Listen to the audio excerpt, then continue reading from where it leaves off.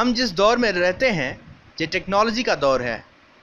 ہم میں سے بہت سے لوگوں کو شکوہ ہے کہ جدید ٹیکنالوجی نے ہمارے گرد گھیرا بہت تنگ کر دیا ہے، ہماری زندگی مکمل طور اپنے قابو میں کر لی ہے۔ نئی ٹیکنالوجی کی وجہ سے نیا کلچر اور نئی اخلاقیات جنم لے رہی ہیں۔ یہ نیا کلچر اور نئی اخلاقیات ہمارے پرانے کلچر اور اخلاقیات کو مار کر خود اس کی جگہ لے رہی ہے۔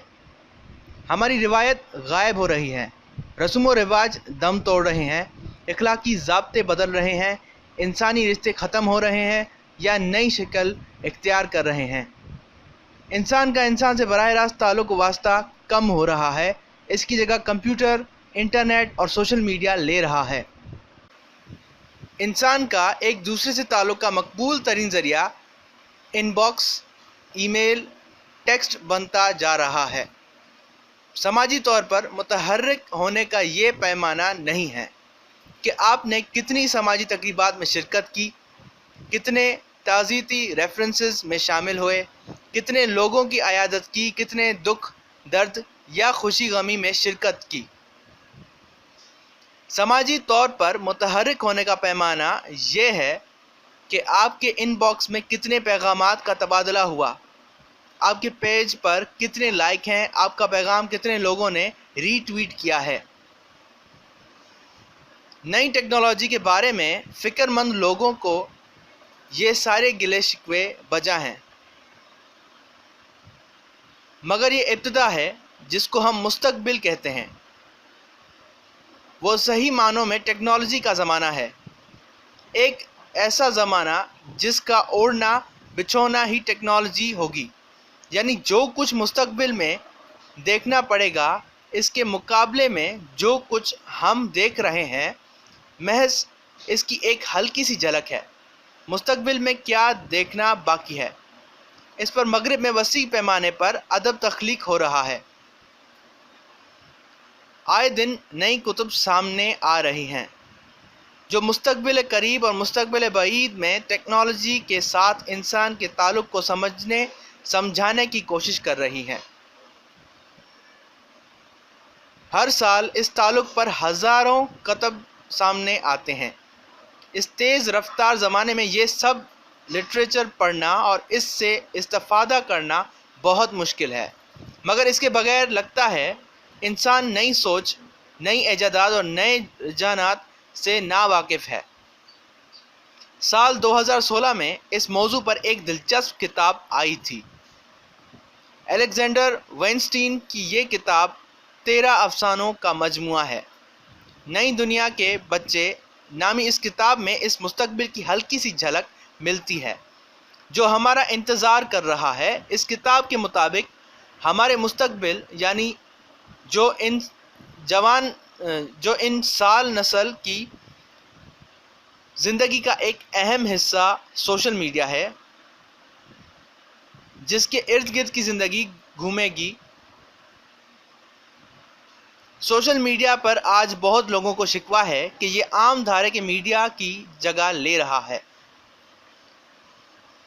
بہت زیادہ بے قابو اور آزاد ہے۔ اس کو اپنی حدود میں رکھنے یا اس پر نگاہ رکھنے والا کوئی نہیں ہے۔ جو ایسا کرنا بھی چاہتے ہیں ان کے پاس ایسا کرنے کا کوئی مؤثر طریقہ یا دوسرے الفاظ میں ٹیکنالوجی نہیں ہے۔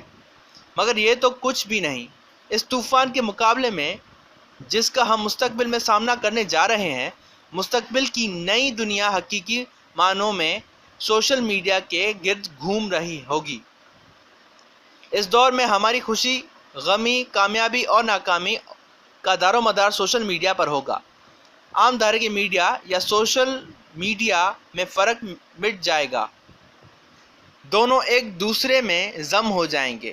عام دھارے کا میڈیا بھی دونوں ایک دوسرے میں ضم ہو جائیں گے۔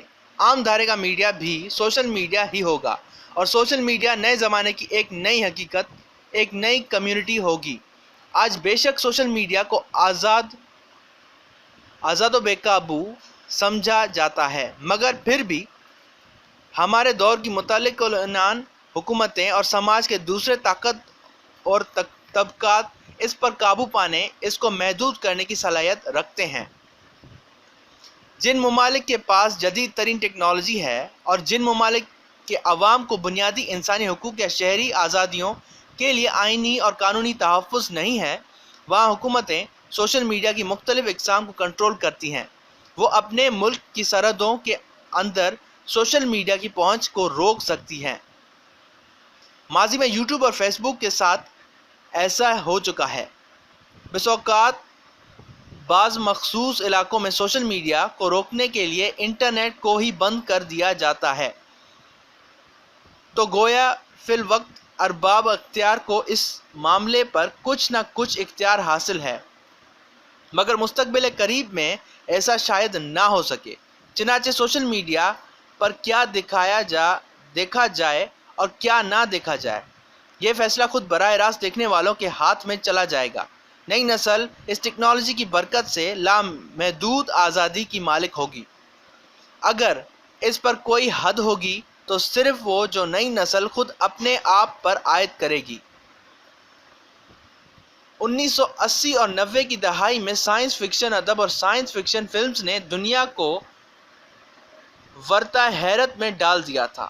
ان فلموں کے کرداروں کے ہاتھوں میں ایسے آلات ہوتے تھے جن کے ذریعے وہ شہر کی گلیوں میں مطلوبہ راستہ اور ایڈریس تلاش کر سکتے تھے یا زمین پر اپنی لوکیشن بتا سکتے تھے۔ وہ کوئی بھی معلومات لینے کے لیے کمپیوٹر سے سوال کر سکتے تھے جس کا درست جواب مل سکتا تھا۔ ان فلموں میں لوگ دور دراز ہو کر اپنے پیاروں کے ساتھ ویڈیو کے ذریعے بات کر سکتے تھے۔ 3-4 دہائیوں کے پہلے ان باتوں کا تصور صرف ایک سائنس فکشن لکھاری ہی کر سکتا تھا، اور عام آدمی تو کیا اس وقت کے اچھے خاصے دانشور اور سائنسی سوچ رکھنے والے لوگ بھی اس پر یقین کرنے کو تیار نہ تھے۔ مگر یہ سب اب ایک حقیقت بن گئی ہے۔ اب ہاتھ میں لیپ ٹاپ یا GPS اٹھا کر چلنے کی ضرورت نہیں رہی ہے۔ اب نئی ٹیکنالوجی آپ کی جلد کے نیچے ایک چپ نصب کر سکتی ہے۔ اس چپ میں GPS، نیویگیٹر اور کمپیوٹر سب کچھ ہے۔ اب ہم میں سے کچھ لوگ اپنے ارد گرد خود کاریں گزرتے ہوئے دیکھتے ہیں۔ ان میں اب وہ کاریں بھی آ گئی ہیں کہ اگر ڈرائیور نے زیادہ شراب پی رکھی ہو تو کار چلنے سے انکار کر دیتی ہے۔ ہم کچھ شہروں میں اڑتی ہوئی کاریں بطور ٹیکسی استعمال ہوتے ہوئے دیکھ رہے ہیں۔ بڑے بڑے کام آہستہ آہستہ روبوٹ کے ہاتھ میں آ رہے ہیں۔ جن پیشوں، کاموں اور مہارتوں پر ہمیں آج فخر ہے، کل یہ روبوٹ کے بائیں ہاتھ کا کھیل ہوں گے۔ ڈاکٹرز، انجینئرز اور وکلاء کے بیشتر کام بھی یہ مشین سنبھال لے گی۔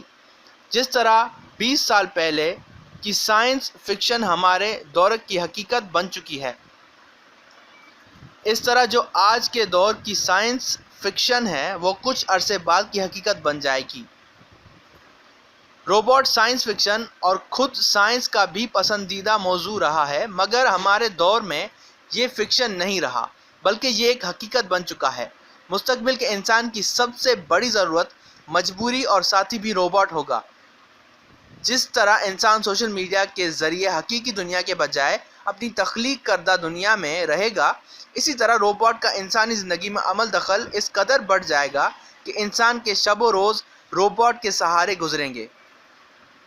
اس سلسلے عمل میں انسان جذباتی طور پر بھی روبوٹ پر انحصار کرے گا۔ انسان کی محبت اور نفرت کے رشتوں کا رخ کی روبوٹ کی طرف مڑ جائے گا، اور انسان کی جذباتی وابستگیاں یا دشمنی بھی حقیقی انسان کی طرح روبوٹ اور دیگر مشینوں سے ہو جائیں گی۔ اس کتاب کا ایک اہم موضوع یہ بھی ہے کہ کیا انسان روبوٹ سے محبت کر سکتا ہے؟ اگر وہ محبت کرے گا تو اس کی شکل کیا ہوگی اور اس کا انجام کیا ہوگا؟